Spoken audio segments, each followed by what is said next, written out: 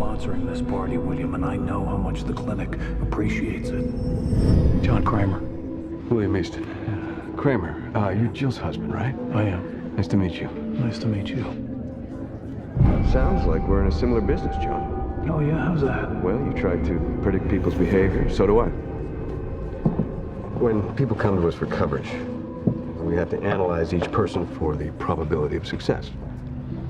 How do you do that? It's a formula. It's pretty complicated, actually, but in essence, it breaks down to monthly payments multiplied by lifespan minus the probability of illness. And if the sum is positive, we consider coverage. Who devised that formula? Me. So in a sense, you choose who lives or dies. No.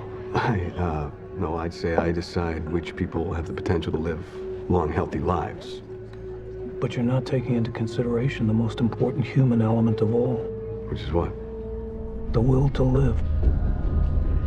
Until a person is faced with death, it's impossible to tell whether they have what it takes to survive. Hello and welcome. Doctor, for years you have been practicing what you know as medical care, telling your patients you have no idea how to help, and they have no options and leave them in the dark with their neurological damage. What will you do now, doctor, that you are now in the dark? Will you find a way out? What is it that you can't see? What's wrong with how you practice your brand of medicine? I was supposed to see a specialist, a neurological doctor. Those that know me, I've been dealing with a hard time with a disease eating away at me. It is rare, and not just any doctor at the basic level can assist me with it. This appointment was to start the process with a new specialist and to run at least some basic tests to verify how significant the damage has progressed since the last time I was able to see a doctor like this over 10 years ago. The doctor that made the original diagnosis, he did assist me, but also he gave up and sent me on my way to rot with no options or advice. He's probably retired now, as I find the project he created for children with mitochondrial disease I went to as a youth is gone. Anyways, as I said, I'm having a more difficult time balancing medical, transportation, and work.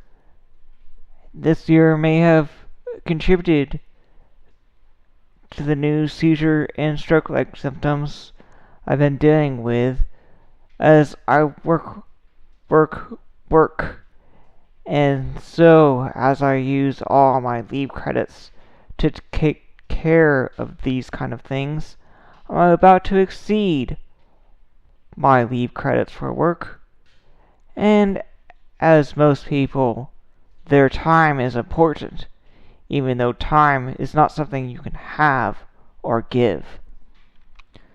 The appointment with this doctor was made months ahead for this specialist doctor, and I traveled to her office, and what do I find? She has canceled, and not even given a day's notice. A phone call, an email, or contacting the referring doctor. The people things at her office overrate problem givers, say sorry, there is nothing they can do. They refuse to even reschedule while I'm at their desk. Why is this? This is nonsense. I'm right here in front of you. And the doctors claim that, the people things claim that The doctor's schedule book is 3 months booked already. And they refuse. They refuse. So I see they want to play a game. These problem givers, these overweight problem givers, they have no idea what I'm going through. And I call the referring doctor to verify that I need to see a specialist and just how sick I really am. And sick of the disease that is eating away with me, sick of people like this, and they still refuse to write anything down or reschedule.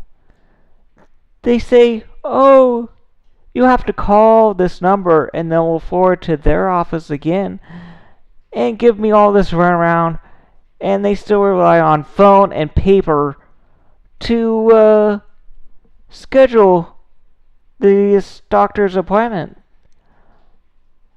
for this specialist doctor who's so special. And I see this most doctors now have an online system that I use often, and they still rely on paper and phone. And the online services offer out of clinic services, allowing you to contact your doctor without having to make an appointment.